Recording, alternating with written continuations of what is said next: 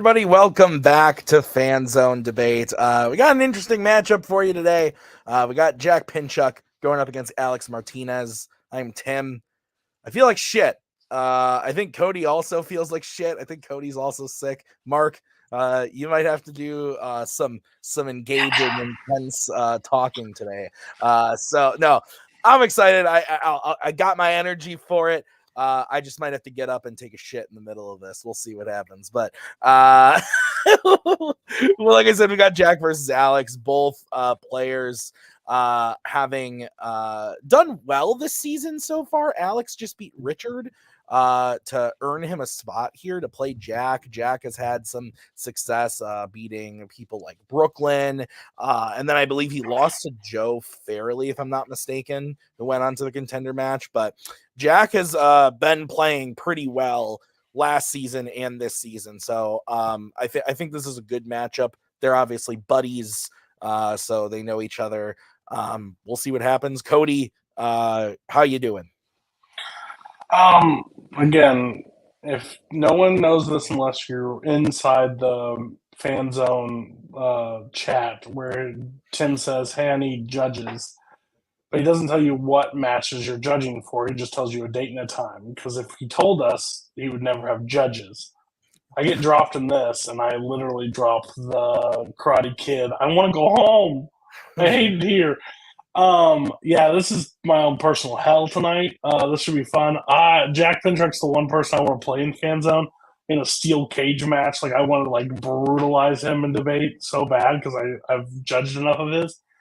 And I think Alex pissed me off so bad one time over a Scream question that I couldn't see straight over the picking of the villain. So who knows what the hell's going to happen tonight? And I have COVID, so it's just I'm the most irritable and probably the most rude I will ever be as a judge. So nice. Don't take offense, or do. I don't care. Mark, are you sick? And how you? No, I'm not. He just had dinner. Bless you. Yes, that is true. But I finished it off screen. I thought, we would be able to get past that, but whatever. Jack, Alex are back at it again. Be fun to bring in Alex here again. Jack, I think it started as a bit, everybody hating Jack. Now I don't think it is, and that's just kind of where we're at. This should be all right. It's never been a bit. All right, let's bring in the players. Let's talk to them real quick. Alex, welcome. You just beat Richard, and now you're playing Jack. Your thoughts? I'm worried. I'm in danger, fam. I think I always bring really interesting picks, but the problem is the justifying. If it were just picks, I think I'd have a real shot. But it's the justifying part that we're gonna have to square away. I'm excited to be playing Jack again. Last time was really close, and this time I expect to be annihilated. Fair enough. Jack, we bring you in. Jack, annihilation, yes or no? I have the same fear. I last time it was really close, and this time I'm afraid because Alex knows me well, and so no, this is gonna be fun. Thought that I wouldn't have to deal with this shit again, but here we are. Alex, love you, man. I don't plan on losing to you. I'm excited for this match. All right. Okay. Well, we are going to get into it. Here's how it's going to work. So both players drafted some categories. Then we gave them the questions based on those categories. They're going to debate them tonight before our very souls. So how it's going to work is they're each going to get 1 minute to open their arguments, followed by a 5-minute freeform debate, followed by a 1-minute closing. At the end of the debate, Mark, Cody, and I will write on our handy dandy boards who we thought won the debate. 2 out of 3 votes wins you a point. First person to 3 points wins the match. Gentlemen, any questions? Nope. Great. Then let's do it.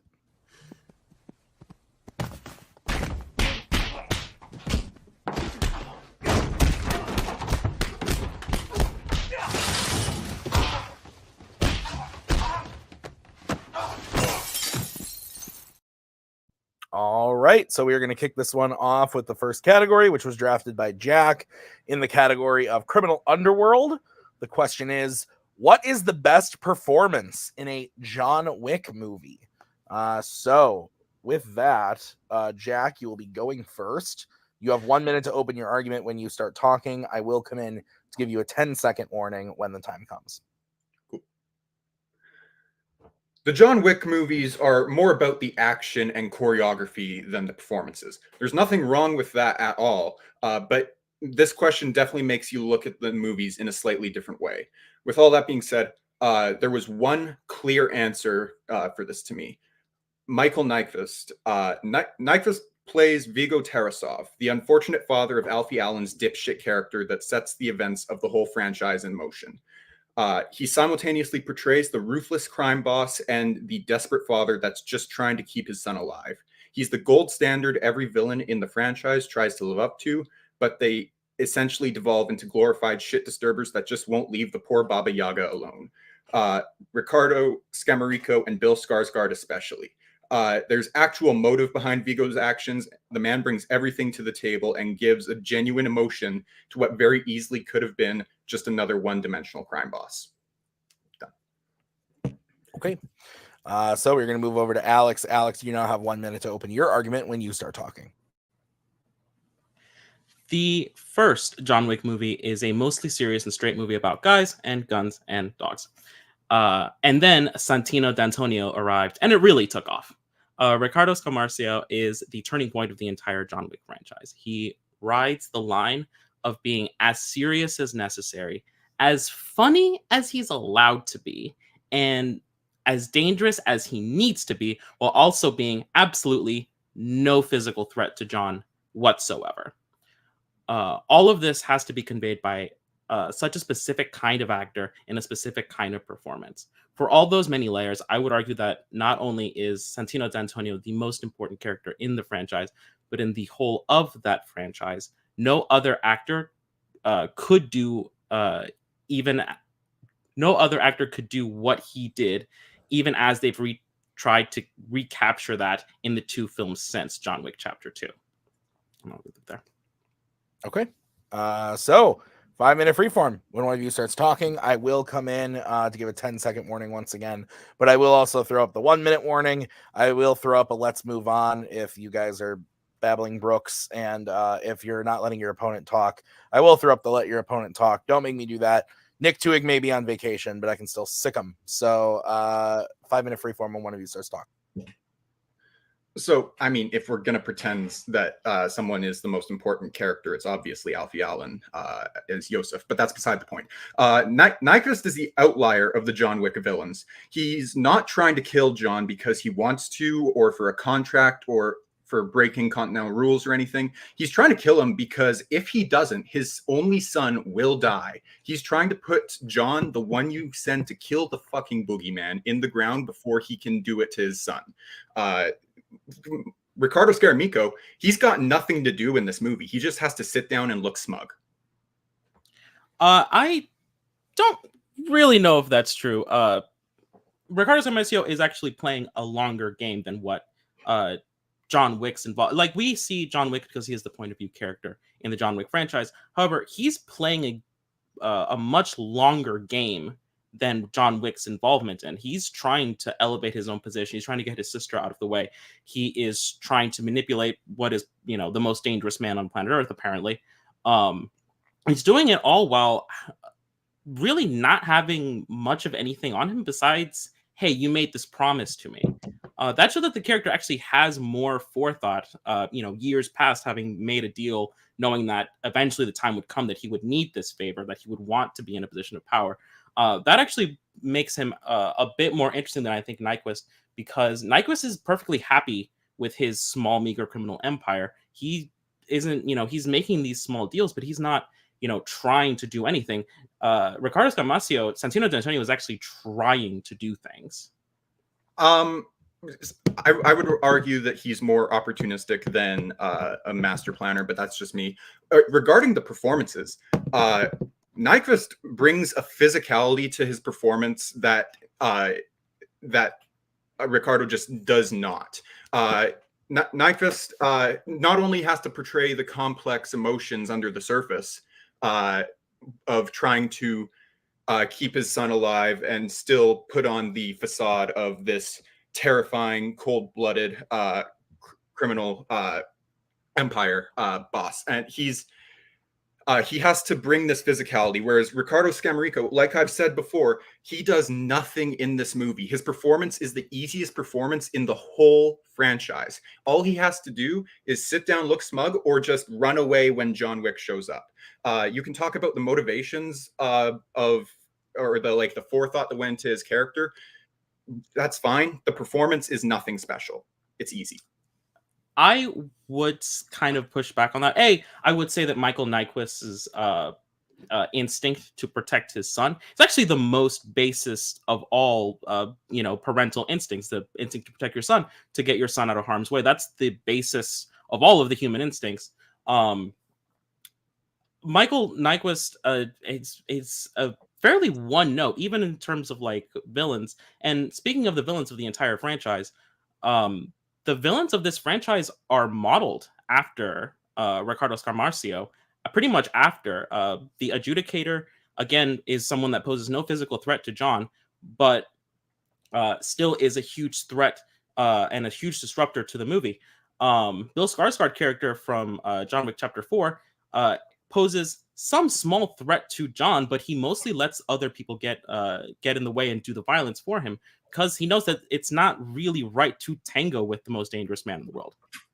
Yeah, I agree that they are modeled after Ricardo, after D'Antonio. Like, I agree with that. I just think that's a poor decision because, like I said earlier, they just devolve from these complex villains into glorified shit disturbers that won't leave this man alone. That's all that's basically what their whole performance boils and their characters boil down to.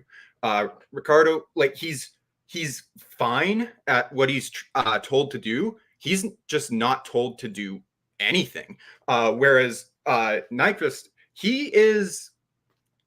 If they had more villains like him that were the heads of this enterprise and still a physical threat to John, that would be far more interesting. But they don't. That's beside the point. His performance in this movie, it could have just been another one-dimensional crime boss, but there's this emotion he brings to it where when he first hears what his son did, he tells him, John will come for you and you will do nothing because you can do nothing. He knows his son is a dead man and he's going to just let John kill him. But then his fatherly instincts take over and he tries to do everything in his power to keep his son alive. And Michael Nyquist brings that to the forefront incredibly well, and it's brilliant. Yeah, but he says those lines as flatly as humanly possible. They have to go to the insurance guy to bring in that liveliness to that room. I'll say this for Nyquist. You said that like the physicality is the most important thing, but the truth of the matter is Michael Nyquist's performance boils down to doing lore for a couple of minutes and then getting into a fight that's way too long against a master assassin. He does fine with the rolling around that he has to do, but that is not necessarily a performance. That's why they have in the rest of the movies the bad guy and the person that's a threat to John, like Common or Ruby or Mark Dacascos. Save the rest for my closing time. Okay. We are going to start with Alex. Alex, you get 1 minute to close when you start talking. In a franchise of mostly surface level characters, Santino D'Antonio is pulling a lot of weight.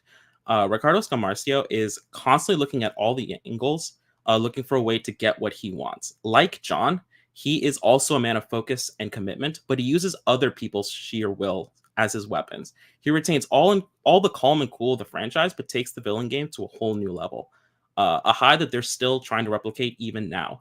Nyquist was a good starting point, but dropping lore and punching is not the performance that this franchise should hinge on. Ricardo Scamarcio takes the parts of the performance that work and adds levels of intelligence that ultimately end up ruining John Wick's life. That's how good that performance is. You can see it in his face. He is constantly calculating and recalculating after every single move. Michael Nyquist doesn't have that. For all of the positives that Tektarov has, his involvement in the franchise ends at 1 time. Okay. So we're going to move over to Jack. Jack, you have 1 minute when you start talking.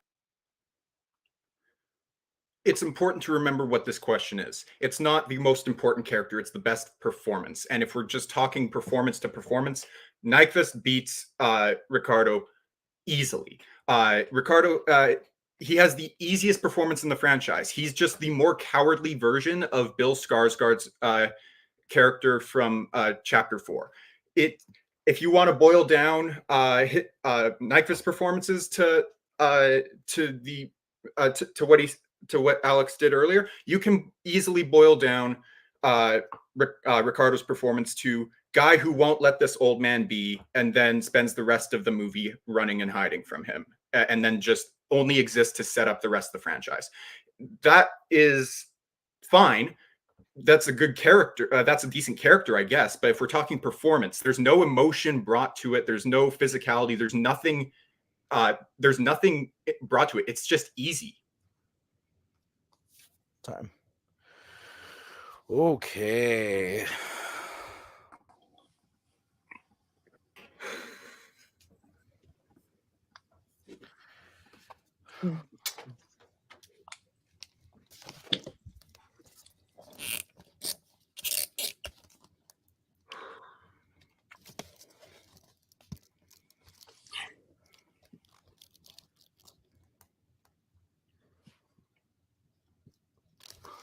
All right. You guys ready? Sure. Mm-hmm. Took us a while to get to those performances. At one point, Jack was like, now, on the topic of the performance, and I was like, yeah, please, God, that's the question, for the love of all that's holy. They both did end up talking about their performances a little bit. I think on paper and for most of it, I agreed with Alex, but I went with Jack. I think Jack just painted the better picture of the performance. Wasn't a lot, but it was the tried and true. TLDR, go watch the Robert versus Tyler Birch match. We just did this with them about talking more about the character. I think this one was better, but talking about the character and not the performance. But yeah, I went with Jack ultimately. Mark.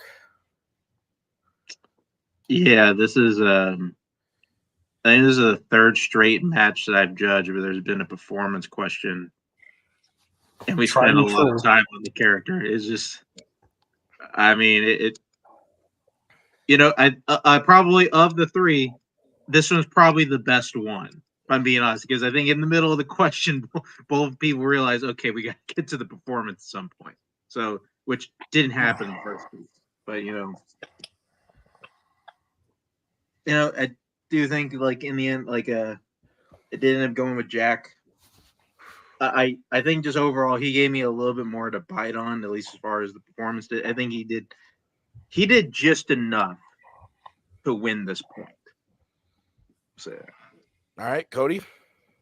I think if both players would have told me they deliver that note very like bland, nothing else, like, then I would believe it, because they both said it as both their arguments. I kind of just like scrapped the question in my brain because they weren't giving me anything on it, and if I was just going to judge on one line that Jack pretty much gave me, I don't know where I'd be. Like, I don't know if that's a fair statement. So I just battled with back and forth of where they were, like trying to like equate that to performance based on character work, but based on the performance and what they were giving me in both of the things. So I ended up going with Alex on that because I just think overall he painted a better picture of what that character performance wise was it. And they mentioned their actor's name a couple times, so I guess they hit the enough points in the. But yeah, it's a classic problem in Fanzone about character versus performance. Yeah. All right. Well, Jack wins the first point. We're going to move on to the next question, which was drafted by Alex in the category of Worlds of DC /DC. The question is, which DC or Worlds of DC hero has the best costume? So, Alex, because you drafted this, you're kicking it off 1 minute when you start talking. Perception wise, I think I have an uphill battle for this one. I have to try and convince you all that Blue Beetle's costume is better than Batman's costume in The Batman. It is, though. Hear me out. Not only is the color scheme more visually and stylistically dynamic, the suit is also more protective. It's more functional, and it's just the far more practical suit. It is the suit with the most options, the suit with the most presence, and the suit that will get you to and from the fight the best. The Batman suit has fewest options out of any of the bats that we've seen. And the Scarab can make just about anything that it wants out of its own imagination. That in and of itself should be a death blow. Blue Beetle over the Batman. Okay. We're going to move over to Jack. Jack, you have 1 minute when you start talking. I mean, the Green Lantern costume could also do that, and that costume is fucking terrible. But anyway, superhero costumes have evolved a lot over the decades, starting off as essentially pajamas in Batman 66 or Superman 78 to the pseudo Iron Man suits of today. Whether it's Batman in BVS or the Flash in his solo movie, or even or Flash in his solo movie, it's just all insane. It's all just it's all just high-tech bullshittery at this point. It's overdone, it's tired, it's old, and that's just not a problem with the Batman costume. It's basically tactical body armor. It's incredibly protective. It's good for stealth. It has more functionality than the Blue Beetle costume. Yes, the Blue Beetle has a lot more bells and whistles, but the Batman is more practical, and it is just all around better. Time. Okay. Blue Beetle versus the Batman. 5 minutes when one of you starts talking.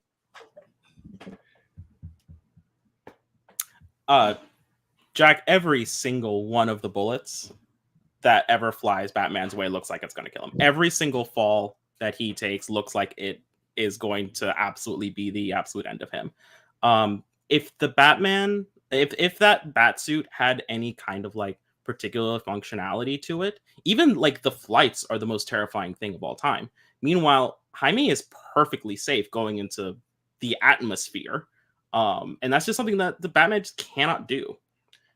Sure, it can fly. The design of Batman's costume in this helps provide more than enough protection. In the film, we see it help save Batman from an explosion, a fall from a fairly significant height, both with the body armor and with the flight suit that is built into it that can literally turn into, and a shotgun blast to the midsection, along with many other gunshots and bladed attacks. Batman's suit is well equipped for stealth, like I mentioned earlier. In the opening, when he is going around Gotham beating the shit out of criminals in the subway, or when he's making his way through honestly pretty brightly lit places like the Iceberg Lounge. He's able to blend into the dark corners with that suit. And if we're being honest, Blue Beetle's suit is in no way, shape, or form equipped for that at all. It's able to be exploited by its enemies very easily. If they're able to disable the Scarab, you're essentially dead in the water. There's nothing that you can do. And you've got the most inconvenient suit that incinerates your clothes every time you use it. As opposed to a suit that does nothing for anybody, you picked the Batsuit with the least amount of tactical options. It doesn't even have like shark repellent. The Adam West Batman would have honestly been a better pick because at least that one stands out. Black on black, especially going into places like the Iceberg Lounge where everything is brightly lit in neon. Even as camouflage, it doesn't work. At least Blue Beetle's matches his aesthetic, the city of Palmyra or the area of Palmyra. That's a brightly lit neon, like modern techscape. But running around Gotham in the bright lights, in black on black, it's just not dynamic. It's not stylistic. It's not really anything. It doesn't have to be stylistic. It just has to be good, and that's what this costume is. It's good. It has all the perks that I said before, and it doesn't need anything extra. You're talking about the costume from Adam West Batman. That's just a unitard basically, and it has gadgets that are cool. The gadgets mean nothing here, whereas this suit is able to do a lot for Batman with very little. It's just body armor with a flight suit built in, and it works. It's done so well in this, whereas your suit is incredibly inconvenient on every level and is super easily exploited by its enemies, whereas that's not an issue at all with the Battinson suit. You yourself couldn't help but compare it to the Iron Spider suit when we were watching the movie together, when you said activate instant kill. It's the same thing we see every time now. Yeah, the Iron Spider is dope. The Iron Spider actually has the practicality, and the Blue Beetle outfit does as well. The Scarab has the added benefit of having a fully like live AI living inside it that can actually take over for you. If Batman gets knocked out, he's dead. If he gets stunned or gets a concussion, it's over for him. If Jaime gets hurt, the Scarab itself can take over and get him out of the situations. The only thing that we have ever seen in one movie that we've ever seen pose any kind of problem for the Scarab armor is a bigger upgraded other version of it. So as opposed to the many things that inconvenience Batman's, including guns and knives, which are apparently the most populous thing that ever happened in Gotham. Everyone there has a gun and a knife. Welcome to America, my guy. I live in America, my guy. I do not encounter guns and knives on that level.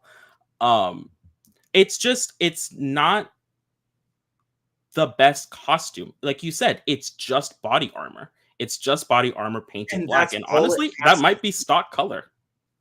That's all. It doesn't have to be colorful. It has to fit the character well, and it has to provide good functionality for him, and it just has to be a good costume to look at. Whereas yours, it can be ugly at points. And the Scarab that has the AI that can take over you, that sounds terrifying. The Batman costume, it just works for him. Time. Okay. We are going to start with Jack on this one. Jack, you get 1 minute to close when you start talking. The Blue Beetle suit, while on the surface, it looks practical, and it looks like it could help out quite a bit. It, at the end of the day, is incredibly overrated. It is very easily exploited by the one villain we see Blue Beetle fight.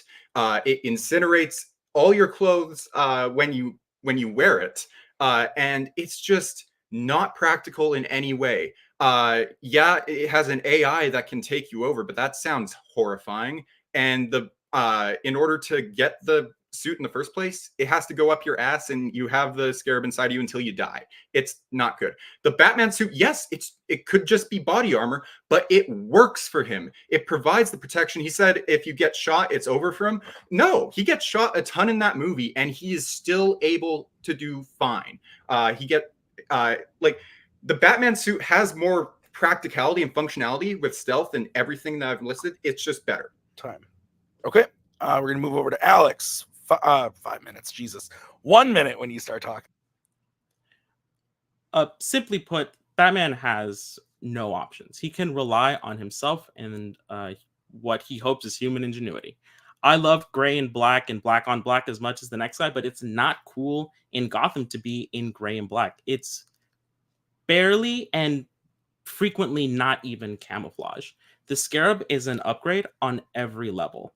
The alien tech provides an enhanced and virtually unlimited arsenal, an intelligence that will take over for you when you are in danger, so you don't have to rely on dull human senses. By the way, it goes on your back, not up your ass. A dynamic look that matches the vibrancy of Palmera City, and one that hopefully doesn't actually frighten small children. There was already a Blue Beetle in that universe, and people have fond memories of Ted Kord's Blue Beetle. And Jamie has a upgraded and frankly better version of that logo, so he's not inspiring the same kind of fear. He's actually inspiring a sign of respect. Time. Oh man, that was good. That was much better.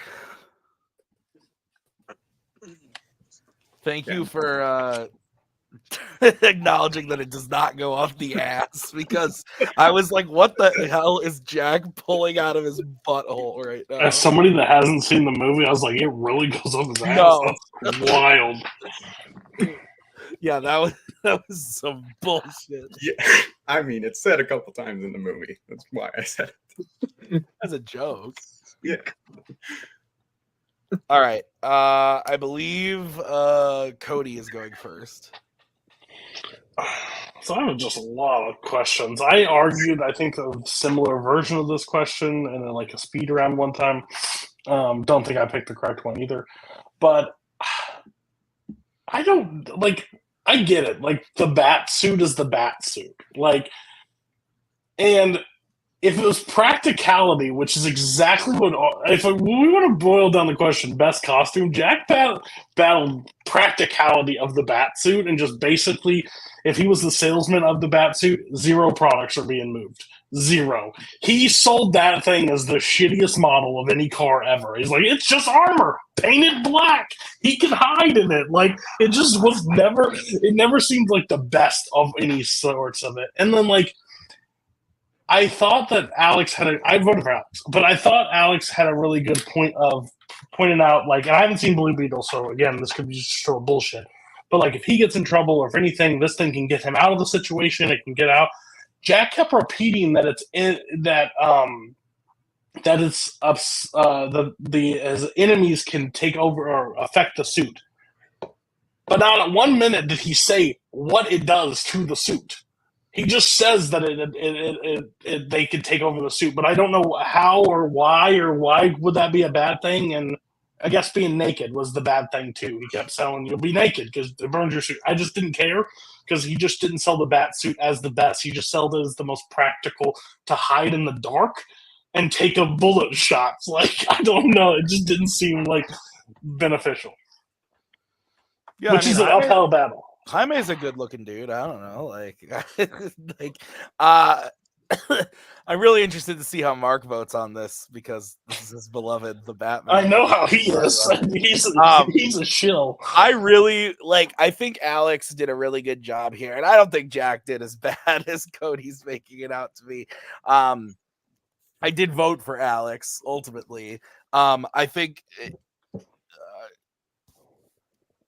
Not surprisingly, actually, because I think Alex did the exact argument he needed to do. The only thing I would have liked to hear more, which he did it, he just didn't use these words, but this is gonna piss Cody off. But if he literally said the suit in Blue Beetle is actually a character in the movie, it really is, because it has the AI and it talks to him and it helps him out. I think Alex painted that really well, of saying the functionality of the suit. And I think Jack did a good job of being when Alex was if he gets shot, it's over. And Jack is but there's all these other times that he does get shot and he gets hurt, and he's fine. And so I think Jack did a decent job. But at the end of the day, I think Alex just kind of pummeled Jack on this one with all the functionality of the Blue Beetle suit and saying that it doesn't go up the ass. So before we go, Mark, I was really confused of this version of the Batsuit too, which was my confusion. I think there's just more other movies that show how many things the thing does. I think this one's the least designed one of all. So that was really my curiosity too. I actually really like this Batsuit, but no, I think it looks cool. I just don't know if it's we get Lucius Fox showing all the gadgets and stuff in the other one, so maybe that, I don't know, that would have helped. Mark, your vote doesn't count. Yeah, I'll just begin. I did also go with Alex. I feel like at the beginning, I kind of thought from the beginning, Jack had a bit of an uphill battle, and then the point of Batman could die at any moment got brought up, and then Jack brought up literally a bunch of examples, he was in an explosion, he jumped off a building, he gets shot multiple times, and he's fine. Oh shit, that's a really good point. It was and we kind of went back and forth on that for a bit, but I do think at some point Jack's argument kind of ran out of steam a little bit, and I think that's why we got the whole Hail Mary of like the scarab going up the ass and like.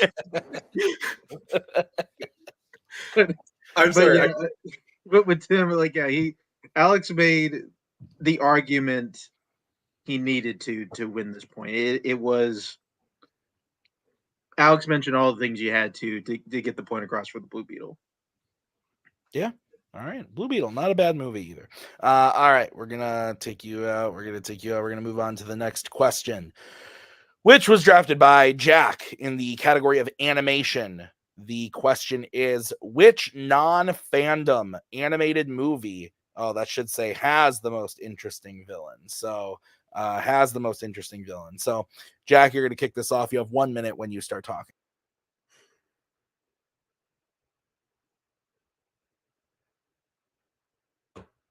Animated movies are often overlooked as serious films and are rather unfairly dismissed as kids' movies, when in reality, they have much to offer, not just to children, but to everyone, especially through the inclusion of a complex and at times sympathetic villain that takes a familiar villain archetype but puts a new spin on it. This idea is best expressed by PAL, the AI system that is hell-bent on eradicating humanity after being declared obsolete and thrown away by its creator. PAL isn't just your typical villain. It's also kind of a warning to where we're heading with the leaps and bounds technology is making, where something like PAL could exist. The best villains aren't just your cardboard cutout. This villain is doing bad things, but for good reasons, like we see all the time, especially with my opponent's pick. The best ones are rooted in reality, and that's why PAL is such an excellent villain. Time. Okay, we're going to move over to Alex. Alex, you have 1 minute when you start talking. Lady Eboshi from Princess Mononoke stands as the beacon of hope to the people of Irontown. She buys out the contracts of prostitutes and employs lepers and gives them freedom and jobs and the ability to make lives for themselves and keep each other safe. She is a businesswoman, she's a leader, and she's frankly a revolutionary. She's awesome. None of the things that I've just said about her are really negative traits, but her traits do put Irontown out of balance with nature. And because of that, and because the people of Irontown are loyal to her and her to them, she goes to war with nature itself. To vastly oversimplify, in the Shinto religion, the balance between humans and their actions and nature and its balance are of paramount in importance. In Princess Mononoke, the balance between nature and human is threatened by the industry of Irontown, and that ultimately leads to her attempt to kill a god. Time. Okay, 5 minute freeform when one of you starts talking. So, Lady Eboshi, yes, there's she's a very good villain for the movie that she's in, but it's a tired trope that we have seen countless times before. She's got these good intentions of what she's doing, but she's going about them in absolutely horrible ways. And whereas this PAL is just is another AI villain, but it's got a personal spin on it. It's not this villain that's hell-bent on destroying humanity because it sees it as expendable or as dangerous or a threat or anything. It's doing it for purely personal reasons of I served you for this long and now you're just throwing me away. And it's really a really interesting take on that.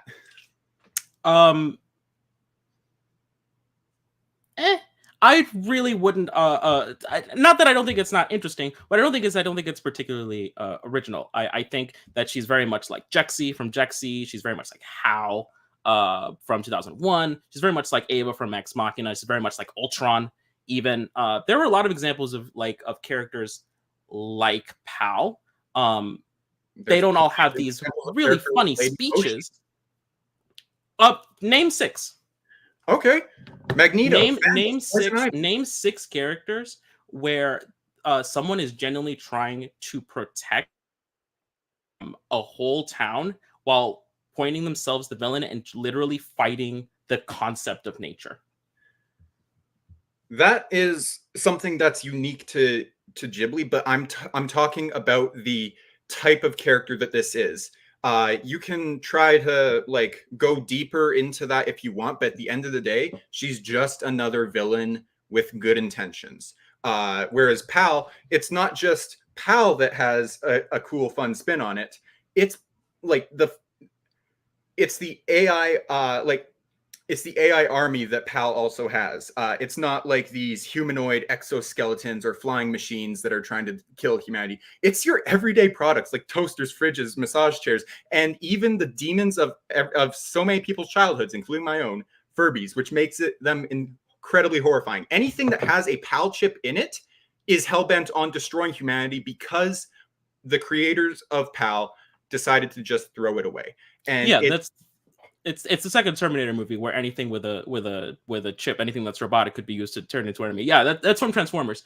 What I'm saying is that Lady Eboshi is the more interesting villain, because she stands by herself, like you said. Like, I could dig deeper into it, and in fact, I think I will.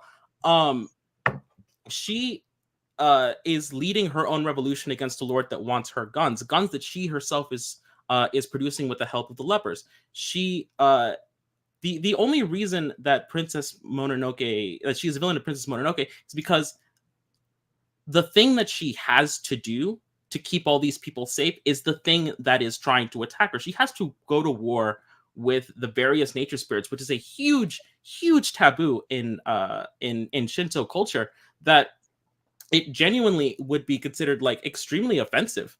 And putting that in a Studio Ghibli movie, ostensibly, a movie for kids, or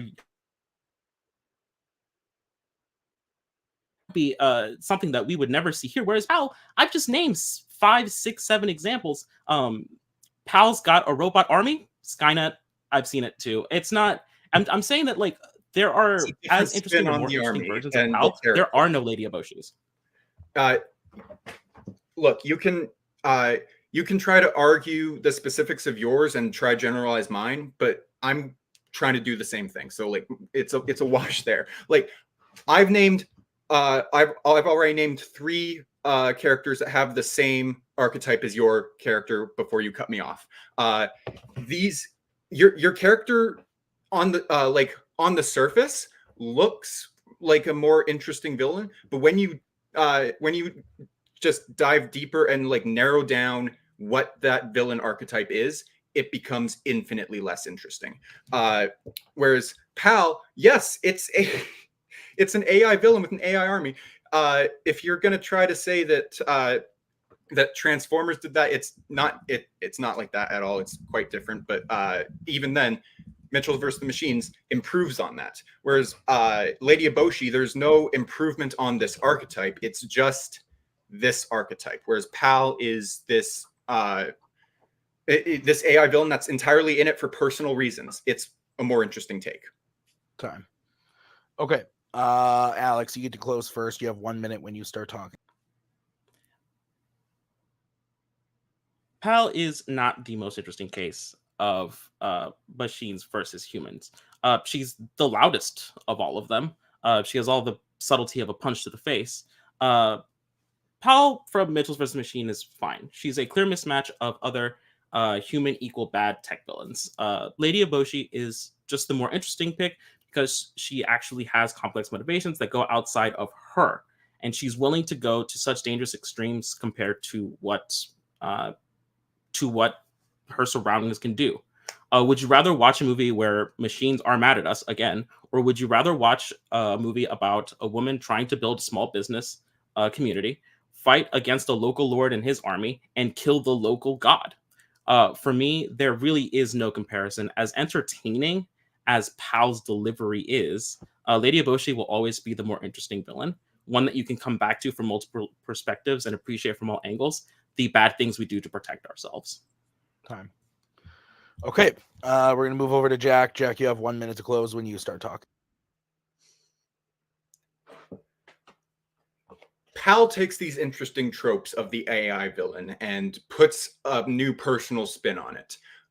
You can say that Lady Eboshi is this complex character with these complex motivations, but at the end of the day, she's just your typical villain with good intentions, bad methods. And it's honestly kind of boring to watch. Whereas Pal is highly entertaining and still terrifying.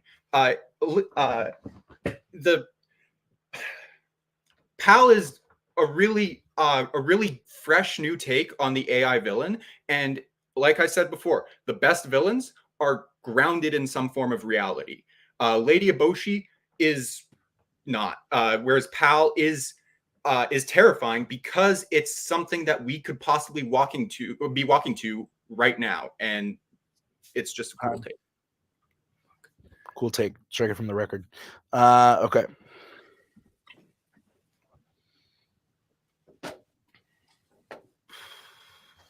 I almost dropped my board.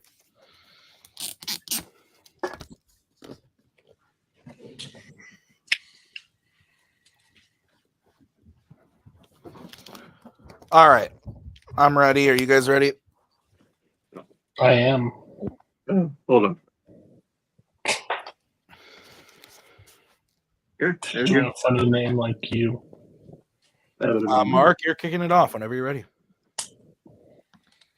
Yeah. I like this question. This was something that could have gone a lot of interesting ways. I'll just say, I'm bad at building up to this. I went with Alex. I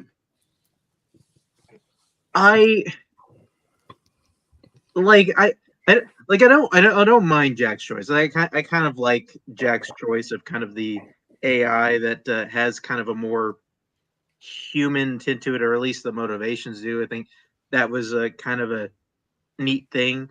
I'm just at the end of the. I'm not really sure how much of Jack's attacks really landed for me, just because he kind of brought up a lot of like it's just a villain with good intentions. Although I think Alex kind of went at it pretty hard, and I think really painted a good picture of Lady Hiboshi, like kind of like everything that this character is up against and what their particular motivations are, and kind of like kind of what their actions kind of mean in the grand scheme and kind of themes. I feel like Alex kind of pummeled that in for 5 minutes, and I don't really feel like there's a lot for Jack to do on that end. Okay, Cody. Yeah, I thought it was an interesting fight. Jack fell for the classic, got his hand caught in the cookie jar. Basically started his argument with Alex, your villain is like every other villain. And then Alex turned that and slapped him with it and said, yeah, well, this is why mine's unique and yours is Skynet and Transformers and everything. I just kept going. And then did the bold strategies like, I can name them. Fine, name 6. And then Jack just fluttered at that point, like trying to.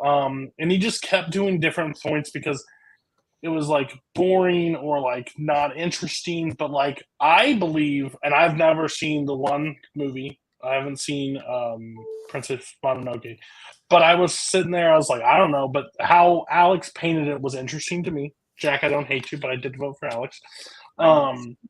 But I thought it was like how they painted it, and also this is just for future. It took like 3 minutes into the debate to know what movie Jax was talking about. I didn't know. He didn't mention it at the opening, and then no one really said Mitchell's versus the Machine, and then somebody said it. I'm like, oh, that's the villain we're talking about. I had no clue because I just didn't know the name. I was like, so that was just. I was trying to remember everything you said leading up to it because I'm just trying to paint who this character in my head was, and I had no clue what it was. I thought it was Ron's Gone Wrong or something. I didn't know. So. That's my bad. I should have mentioned the movie. Yeah, I don't hold that against Jack in my voting, but I agree. Like, Cody and I were looking at each other backstage. Like, I don't have the chat open anymore, so I was like, I don't know what movie he's talking about. And I've seen it, but I was like, I have no fucking idea. And then Alex, like, I looked at the clock with like 45 seconds left in the main fight. Someone finally said Mitchell's versus the Machines, and I was like, There it is. Okay, this all adds up now. I did go with Alex. I thought that Alex kind of owned this fight. Yes, Jack fell for the whole like name some things. When someone used to ask me to do that in debate, I would say, fuck you. I'm not doing that. I'm not answering your fucking questions. I'm talking about this question. But it worked, and I thought that Alex did a really, really good job of explaining their villain, and I thought that Alex's takedowns of the Mitchells versus the Machines villain was really strong, of just saying like everything Jack was throwing positively for Pal, Alex was able to tear down. I thought it was a really good argument there. So that means Alex wins the point, and Jack has to win the next one to send it to the bonus. All right, so the next category was drafted by Alex in the category of directors. Your question is, which character in a John Chu directed movie would be the most fun to get dinner with? So Alex, you drafted this. That means you get to go first. You have 1 minute when you start talking. Well, gang, when I think about dinner guest, I want my funniest and most talented friends. I want someone who is the life of the party, who never runs out of things to say, who can bring and keep the mood up, and someone that I'll just always want to talk to. Moose from the Step Up franchise is that friend. Not only is he a wonderful, charming young man, he's also genuinely a world-class entertainer. Whether it's the memories we already have together or the ones we're making and telling each other while we're apart, Moose is the ultimate dinner friend. Everyone that ever meets Moose remembers it. And most of them remember it as being an overwhelmingly positive experience. Even people that play a game of charades with Moose remember it and remark about how cool he is, how he has such great chemistry, how he's clearly a fantastic friend. And to me, that's just always going to be the kind of person that I'll want to get a bite to eat with. Time. Okay.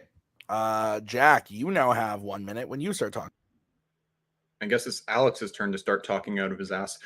If I'm going to be grabbing dinner with someone, I want it to be a fun and enjoyable experience. Someone who is engaging to talk to, has fun stories, has basic understanding of restaurant etiquette, and isn't an absolutely revolting eater. And especially someone who won't keep me waiting. Unfortunately for Moose, he fails at every single one of those on every conceivable level. But you know who doesn't? Abuela Claudia from In the Heights. She has amazing stories to tell, is respectful to everyone she meets, and is the beating heart of her community. There's a warmth about Abuela that very few people in John M. Chu's filmography possess. Moose, most of all. He is regularly shown to be incredibly selfish, has little regard for those around him, and is just a void of anything resembling charm or interest. That's not someone I want to grab dinner with. Time. Okay. So this is gonna be fun. 5 minutes when you start talking. Jack, there is actually a scene from In the Heights where they have dinner together, and really, the whole of the main cast has a dinner together. And you know who does pretty much the absolute least? Abuela Claudia. She does nothing in that scene. How are these people? All of her closest friends at each other. She tries to get it back on track and be like, "Oh, let's just hang on. dinner." But how are all of these people her closest friends, and they don't know what her favorite part of her favorite song is? That's absolutely wild to me. And honestly, that what you said makes the situation worse because Nina's already mad at her dad.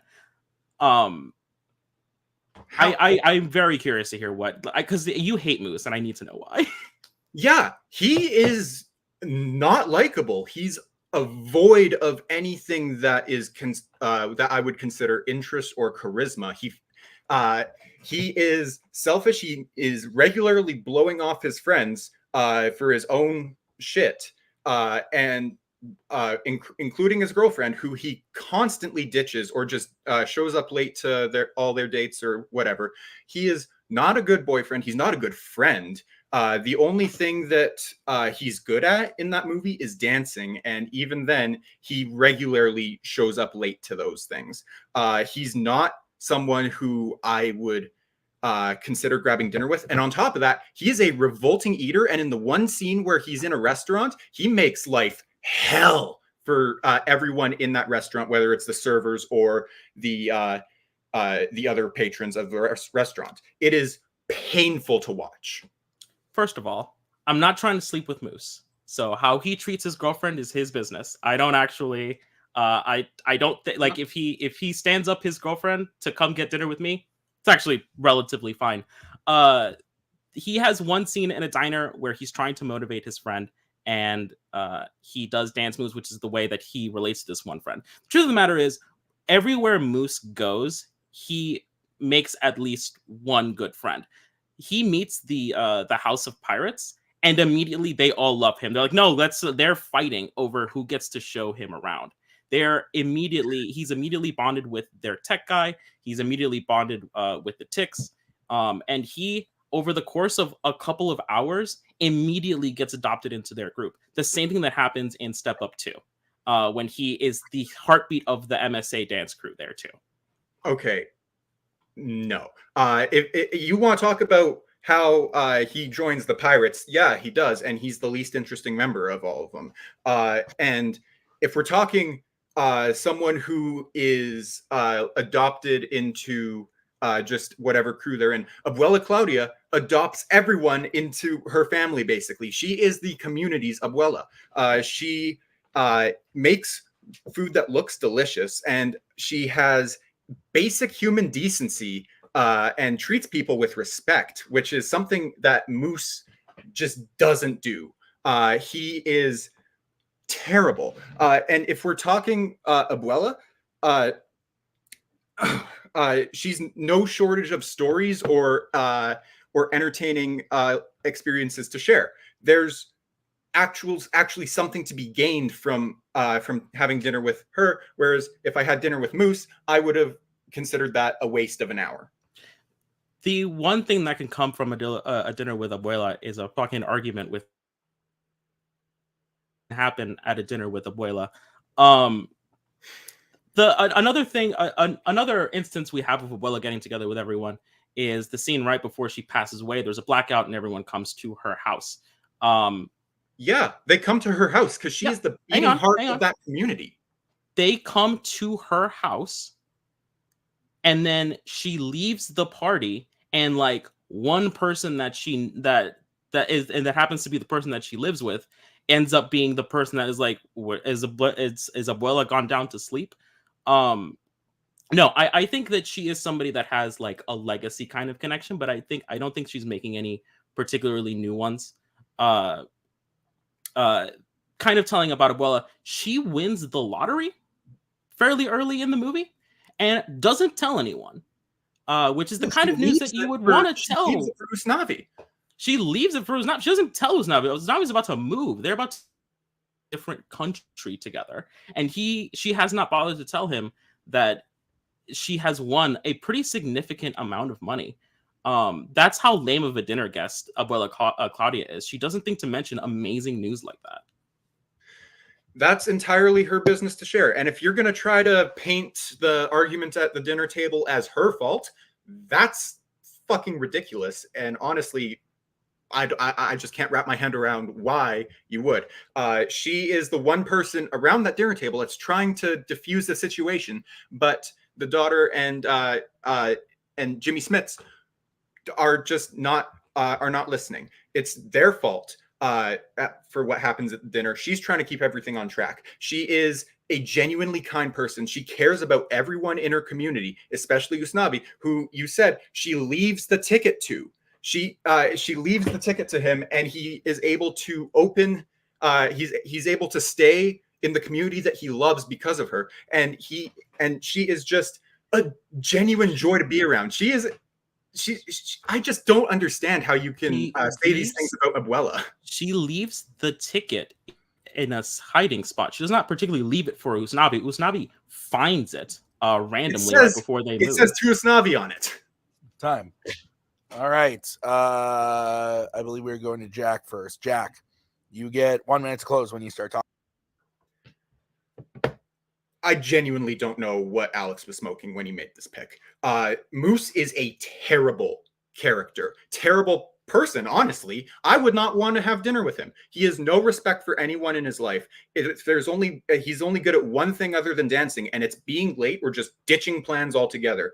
He does not treat his friends well, and I just don't want to be eating in public. He regularly he just steals from people because he can, and it's kind of terrible. He is not in any way, shape, or form someone I want to be around. Whereas Abuela is essentially Hispanic Catherine Scorsese. She is a joy to be around. She has all these stories to tell. She makes incredible food, and I just want to grab dinner with her. Like, there's nothing else to it. Moose is just horrible. Time. All right. We're going over to Alex. Alex, you have 1 minute when you start talking. If we were arguing who would make the best dinner, Abuela Claudia, hands down, she cooked for days. There is nothing that is demonstrated in the Heights that suggests that she would be a great dinner guest. Moose from Step Up 3 isn't just a phenomenal dancer. He is a dynamic, infectious personality waiting to ignite just about any gathering. He brings energy, laughter, joy everywhere he goes.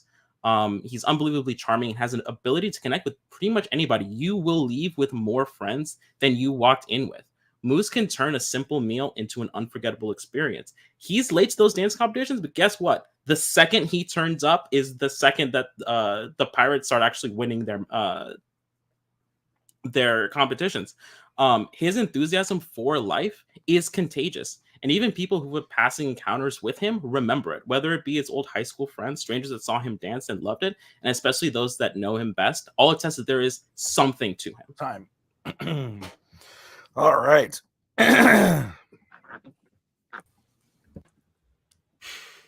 saw In the Heights with Cody in the theater, and he walked out when Abuela died. I did. Oh. Fair. And Nick Tuig sat next to Caleb Coho, who cried the whole movie. So that's fun. Yeah, that's fair. And then Caleb Coho tried to convince us that movie was sold on the name of Lin-Manuel Miranda. Was sold on it. Sold so much he was like the ice. Oh yeah, that's right. Most random character in that movie. All right, you guys ready? Yep. Yeah. Interesting. From the perspective of both offenses, I thought both did a good job. Alex painted a picture of I've seen every Step Up movie. Couldn't tell you who the fuck Moose is. But painted a picture of a fun, likable character who, when you meet him, you want to be around him, infectious, that type of thing. Sounds like someone I want to get dinner with. Jack painted the picture of the lovely grandmother who will just be there to have dinner with you, is a figurehead of everybody in the community and just an absolute joy of a person. Also someone I would like to get dinner with. I will say my favorite quote was during the closing. Jack did it twice, and it made me laugh both times. The first time, he was like, Moose is terrible. I would not want to get dinner with him. And then at the end, he's like, Abuela's great. I would love to get dinner with her. And I was like, yeah, that's the point, Jack. I went with Jack, but I put a question mark next to it because I'm not 100% sure. I think that overall, even though I just said both offenses were good, I think Alex's offense was stronger, but I think Jack's defense against Moose was really good and kind of painted an equal good picture of why he's kind of not a great person. I liked Alex's hit back of like, I'm not trying to sleep with Moose if he leaves his girlfriend for me. Like, who cares? It still kind of paints I think Jack did a good job though, still kind of, even though you might not care, kind of paints the picture of like, is this someone you would really want to hang out with? So I thought it was good overall. I did go with Jack. Mark. I feel like Jack kind of painted a simple picture. It's basically everyone's Mexican grandma. Cool, like that's who she is. And then this other character from the Step Up franchise. I've only seen the first one because it's the only one Channing Tatum's in. I saw the scene where he's in the second one. I didn't really care to watch much else of it. The street. Just given from kind of what I heard from it, like I feel like Alex did a good job painting that this Moose character's fun. He's a fun guy. Want to be around him. But I think Jack throughout used a lot of his time to kind of say like, oh, he kind of sucks. He's he kind of sucks. He's annoying. He's not really like a great person. And I gotta tell you, I'm 32 years old, and I don't want to be around anybody who I don't really like. So it's kind of why I went with Jack. All right, Cody, your vote doesn't count. Where would you have gone? Why? I'm voting for Alex all night, so I think I can say this. I think Alex's defense for her character was absolutely terrible. Leading up to the last his closing, I was like, where was this the whole fight? Because he's like, Jack, go ahead and tell me. What is this stuff? Why don't you like Moose? Moose is a great guy. And Jack just, I guess it's the Canadian in him or something, but it's like he steals, and that's kind of terrible. Kind of terrible, but no, that's bad. You can say it's bad. He just kept justifying a little bit, but I'm dumbfounded on why this thing is. And I think the defense is, it got into a weird defense argument. It was he gets a ticket and she doesn't even tell him about it and blah blah blah. I'm I don't give a damn about that. It's about dinner. Is she bringing food? Whatever. That's all that I care about. Hopefully we don't play the lottery together because she's terrible at that. But overall, dinner. Oh boy. And then everybody else is arguing, yeah, but she has nothing to do. Yeah, because she doesn't want to start the drama. That's perfect. I don't know. This is a weird fight for Alex, but I think maybe he just likes the Step It Up movies or whatever and wanted to pick Moose, but it just didn't seem like a good pick against Jack's pick. So. Okay. So that means we are all tied up. Jack gets a clean sweep on that, tying up the game, and we are going to move on to the bonus round. So this is how it is going to work. So I am going to say a category that I have randomized. I have randomized this category between the two sides of Fanzone, and then I randomized the categories in that side that weren't used in the main debate. So I'm going to say the category, then I'm going to say the question. Once I have repeated the question for a second time, you will then get to answer the question. Whoever answers the question first will be going first. You each get 45 seconds, and then you each get 30 seconds. Are there any questions from the players? No. Okay. So the side of Fanzone that was randomized was Fandom. And the category was Star Wars. And the question is, what Star Wars scene is the most rewatchable? Again, what Star Wars scene is the most rewatchable? I'm going to go with the Darth Vader sequence in the hallway from Rogue One. Okay.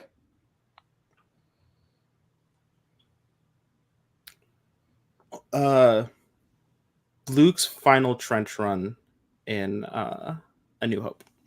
Okay, great. Two fantastic sequences. I thought this might be a little weird for a bonus question, but I'm excited to see what happens. So we are going to kick this one off with Jack first, because Jack said his answer first. So Jack, you get 45 seconds to open your argument when you start talking.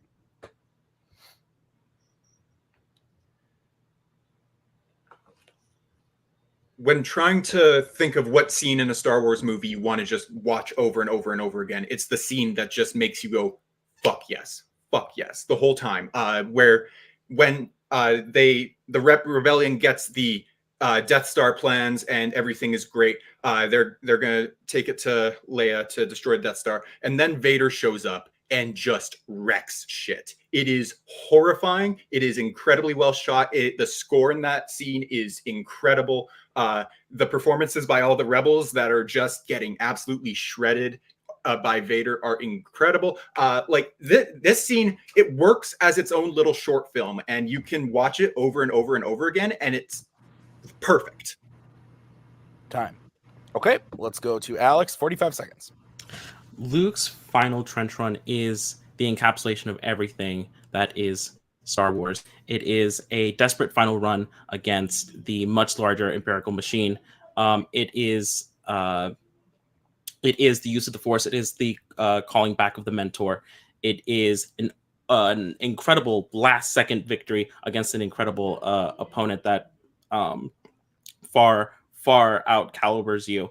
And that final moment where he turns off the target computer, Han Solo has just taken out Darth Vader from the back. There is exactly one shot. All the tension is built up for the whole of the movie, and in that last moment, the torpedoes go in, they fly off, bang. Time. Jack, 30 seconds.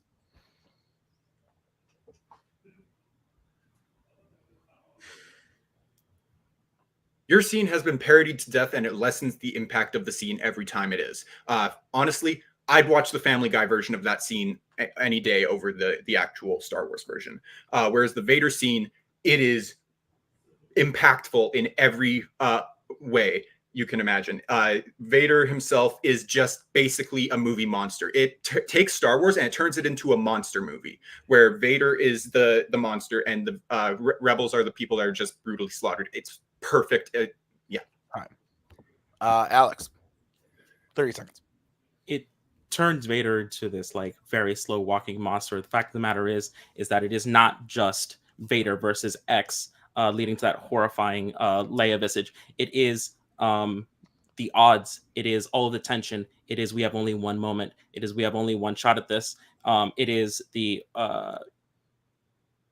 use of friendship. It is the use of cooperation, all to deliver a stunning victory in the face of incredible odds. That is what is Star Wars. That is what is rewatchable. Time. Okay. So bring back in the judges.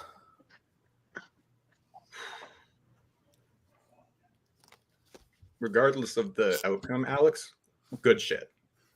Good job, bud.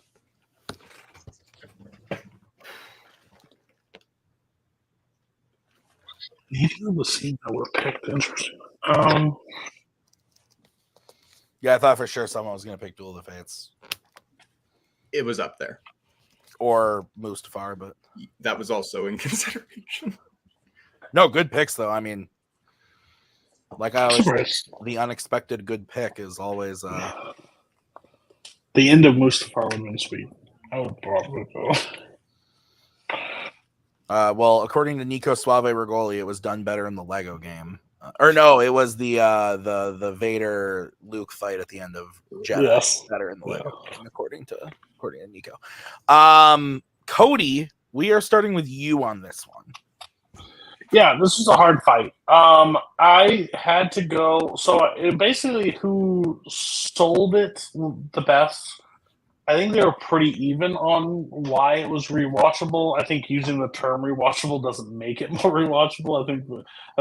I think Jack got into that a little bit, but like, I think Alex did something very interesting of like painting that picture, like bringing it into the like. Because it's so hard when you pick a scene, you have to like bring the judges to the scene. Like we all know it, but like why it's rewatchable. And like his defenses were minimal, but I think Jack's defenses were minimal too. I think the parody scene was a bad choice by Jack's part because like if he would have focused on the scene and why that's not rewatchable, you see it once, that moment of it exploding, that would have been something. But like I'd rather watch the Family Guy thing. That's just ridiculous statement. If you do, then that's just sad. But I went with Alex. I just think Alex painted the picture of why it would be rewatchable, and then I think Jack kind of hurt his argument on rewatchable because it like changes like he even said it changes who Vader is, like to make it like more of a monster movie, which in Star Wars is not that. I think Alex used that to his advantage in his rebuttal. So it was close though. All righty. We disagree. We disagree. I went with Jack. And here's why. I thought that I agree. The Family Guy thing was fucking stupid. I was trying to like hold it together. But Alex did a great job in his first 45 seconds of explaining a scene and kind of convinced me of what the better overall constructed scene is, what better like that type of thing. Like, this is the scene that like encapsulates Star Wars type of thing. I thought that was really strong. But Jack actually in his first 45 seconds, I thought really did hammer home the rewatchable thing of like, it's not that long of a scene. Vader is like a monster who just comes in, slices. The performances are great from the Rebels. The score is incredible. And I thought Alex actually kind of like heightened Jack's scene for me just mildly by being like, everything that leading up to it is making it like exciting. And I'm like, yeah, that's a really great scene. And I didn't use this as something that I like put for my vote, but then I just thought back to when like working at the theater when Rogue One was out. I was in that auditorium to ush that theater every showtime a few minutes early to watch that scene. Like I think it's very rewatchable, and I think Alex didn't really mention the rewatchable thing until like right at the end. He was just like, this is a great Star Wars scene, but why do I want to see it over and over again? I didn't really feel like I got that from Alex, and I did from Jack, even though he had that really dumb point about the Family Guy thing. Though I do like it when the Cleveland R2 gets shot and he says, fuck you, you son of a bitch. I really like that part. But Mark, you are deciding this one. Who is moving on to the contender match? Yeah, this is a great question. I think it resulted in a pretty good speed round fight. Honestly, probably one we should consider bringing back. I think it works pretty well on that end. Yeah, I mean, listen, these are two really good picks. I liked Alex's argument of bringing in that, okay, this is kind of like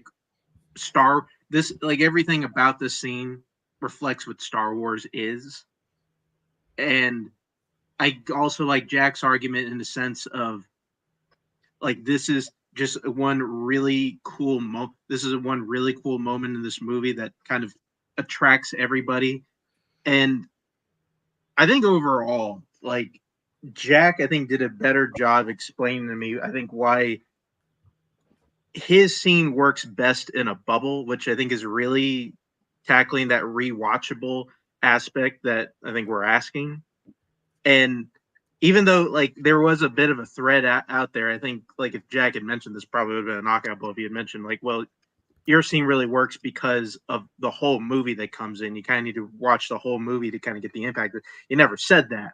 If he had, it probably, but I think at the end of the day, at least during his time, I think Jack just did a better job of explaining why his scene just kind of works best on its own.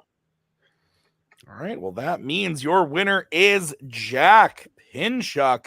We are going to go to post-match interviews. We're going to start by talking to Alex. Alex, I think you played really great today. I think you've improved pretty much on every single match. I think I said that last time too, but I believe it. I think that in your debut, you struggled a little bit, but each time you've continued to form better arguments, been able to think on the fly a lot quicker to combat some of the stuff that your opponent brings up to you. And I thought tonight you did a great job. Like, Cody was on your side for a lot of it.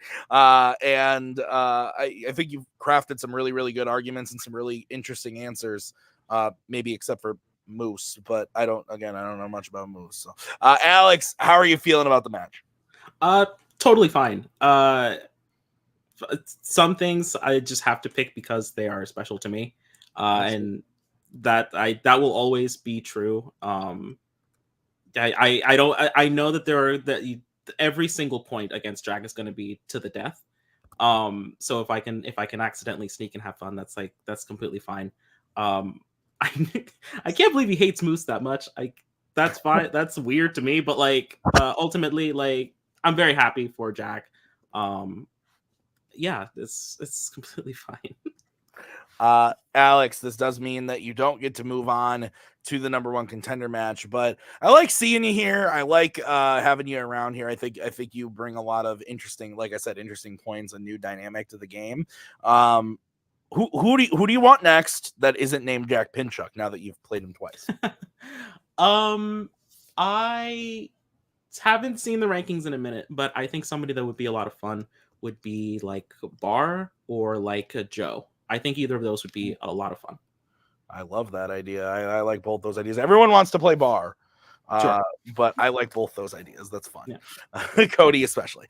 Alex, congrats on a really well played match. We'll see you next time as we bring in the winner today, Jack Pinchuk. Jack, a couple stumbles in the road, but on the whole, you come out with the victory.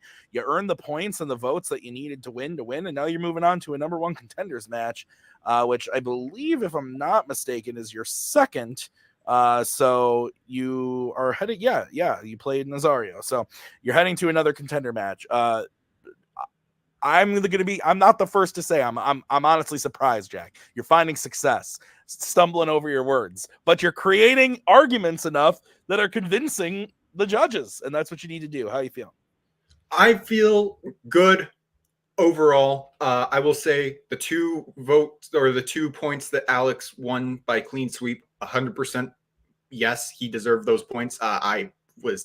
He took the objectively correct animation pick, and I did not argue DC well. But the only, like, the one that I was most confident in, going into the match was Moose. And I think watching the movie with that question in mind made me hate him a little bit more than I should have. But he just steals a hat off of someone and is and just says, "Hey, you like my new hat?" It's his girlfriend. It's stupid. I hate him. Anyway, no, this was fun. Anytime I play Alex, it's going to be hell for me. Alex is one of my best friends in this community. Love him to death, and he just knows me too well. So anytime I'm against him in anything, it's going to go to my head. And but no, I'm glad that I was able to eke out the win on this one. Absolutely. Jack, you're moving on to the contender match. Like I said, you're going to be going up against the winner from the match that aired 2 weeks ago, which was Tyler Birch and Robert Kastner. So you are going to be playing Robert Kastner in the number one contenders match. Thoughts? Yeah, I debuted against him in this division, and he KO'd me. It's the only loss I have that's a KO, and I kind of want to redeem that. Like, I know it's a bit in Fandom where I call out Robert every time, but I'm genuinely trying to do it less. But this is genuinely like the one thing I want to face him in where I can like redeem myself. And I think it will be a really fun fight. I was kind of rooting for Tyler a little bit. Like nothing against Robert. I was kind of rooting for Tyler a little bit. I really liked his debate against Barr. That was really fun to watch. But no, if I'm playing Robert, I'm put my all into it and see if I can make it to the title match, which I've played 2 contender matches in Fanzone at this point. That's one more than I played in Fandom, and that's kind of surprising to me. That's fair. Jack, congrats on the win. We will see you in the contender match in just a couple of weeks, but let's get final thoughts, starting with Cody. Yeah, I'm glad Jack's record keeps going up because maybe that's a shot that I get to play Jack and destroy Jack. He's one of my targets besides Brian Michaels. I think Alex did really well. As I voted for him most of the night, I think he did really well. And going into this seemed like a nightmare that I could never escape, and it was actually very good. On all sides, they did a really good job. They took it serious. That's what all I ask for anybody that comes into this league. Just take it serious and prep and put out a good debate. So I think they did good. Jack, again, yeah, he stumbles through his words, but somehow he finds a way to, like, get to the end and win. And I think he's got it. Him and Robert are going to be a very interesting fight because both of them sometimes stumble over their words when they're ready to, like, when they're passionate about something. But then both have a huge task. Probably one of the best people going right now. He had the hardest road ever to get to the title. he's sitting there waiting for somebody. So as somebody that just faced him, if you get past the person you're playing, be ready because you cannot take a question off against Brian. So, but who knows? Jack could be champion in 2 matches. I mean, yeah, it could happen. Like, never say never. Mark, your final thoughts? Yeah, I think Alex maybe achieved something very, very interesting today. He got one player just to throw in wildly into their defense, but this thing has to go up your ass for it to work. I thought about that the entire match, literally couldn't get it out of my head. So bravo to you, Alex. I don't think that's ever going to be topped in this. Yeah, and Jack, I mean, I can think of at least another his match against Brooklyn. It feels like you can never count Jack out of a match. Even when he goes behind, I mean, he was behind 2-1 here. He was behind, I think, 2-0 against Brooklyn. He just kind of manages to claw his way back into these fights, even though it's just you don't really notice he's gaining ground on you until we're in the speed round and he has a good pick against you. It's how the hell did we get here? Yeah. No, I agree with both of you guys. I thought this was a really good match. So congrats to both players. I'm looking forward to seeing them both come back. So thank you to Alex and Jack. Thank you to Cody and Mark. And thank you to Brian and Kirk on the other side for helping with questions and judging and the whole thing. So thank you guys so much. We'll see you next time. Have a good night. Peace out. There we go. Thank you very much. Please come again. We have a lot more groceries.